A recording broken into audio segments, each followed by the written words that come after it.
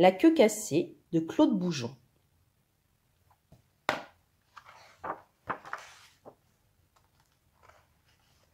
Au pays des animaux, c'était l'heure de la sieste, sauf pour le singe Bobo qui détestait dormir dans la journée. Confortablement accroché par la queue, Bobo, à la recherche d'un compagnon de jeu, scrutait les environs sans remarquer un oiseau qui lui aussi était bien réveillé. Tout à coup, crac! Un petit bruit troubla le grand silence de l'après-midi. Ce son minuscule tonna comme un coup de canon aux oreilles de Bobo. Oh, sa queue venait de casser net. Il se retrouva par terre, tout ahuri, se demandant par quel mystère sa queue l'avait lâché. Réfugié dans la grotte qui lui servait de chambre à coucher, Bobo réfléchissait. « Nom d'une banane, jurait-il, c'est trop injuste une chose pareille. Je ne peux pas être le seul à qui cela arrive. » Il passa une mauvaise nuit.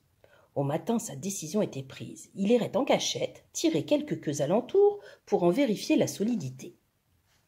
Il tira la queue de la panthère. Elle tenait bon. « De quoi, fit le félin choqué d'une telle familiarité. Il tira la queue du rat. Elle tenait bon. Aïe, aïe, aïe, piailla le rongeur qui n'aimait pas du tout qu'on le traite de cette manière. Il tira la queue du chien. Elle tenait bon.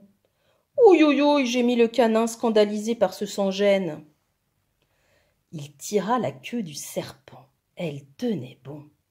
Touche pas à ça, siffla le reptile en colère.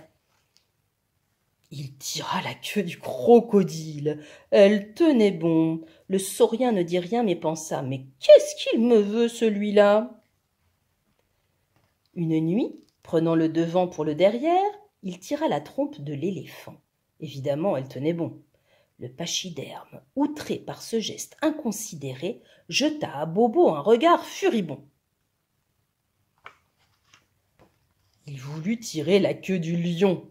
Et la manqua de peu. « Gras, gras, gras !» grogna le fauve scandalisé qu'on ait tenté d'attenter à sa majesté. Les animaux, exaspérés d'être ainsi traités, se réunirent en conseil. « Il faut en finir avec ce tireur de queue, dit le président. Dévorer ce malotru est la solution finale, affirmait l'un. Le réduire en bouillie vaut beaucoup mieux, répliquait l'autre. L'étouffer est le châtiment convenable, intervenait un troisième.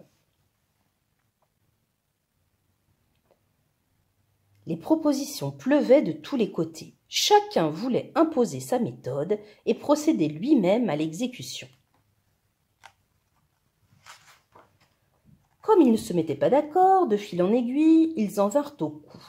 La mêlée fut épouvantable. Ils dépensèrent tant d'énergie à se taper dessus qu'ils en oublièrent Bobo et pourquoi ils se battaient.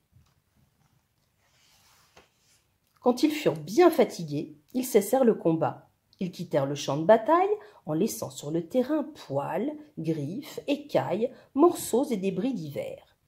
L'oiseau, qui avait tout vu depuis la chute de Bobo jusqu'à la bataille finale, ramassa tout ce qui traînait. Il en fit un grand tas et se mit au travail. Avec ce qu'il avait récupéré, il tressa pour Bobo une longue queue superbement bigarrée. Elle plaît tant à Bobo qu'il s'est fait une raison d'avoir perdu la vraie. D'autant qu'il a gagné un ami qui ne le quitte plus et veille à ce que personne ne vienne tirer sa nouvelle queue. En effet, elle n'est pas très solide.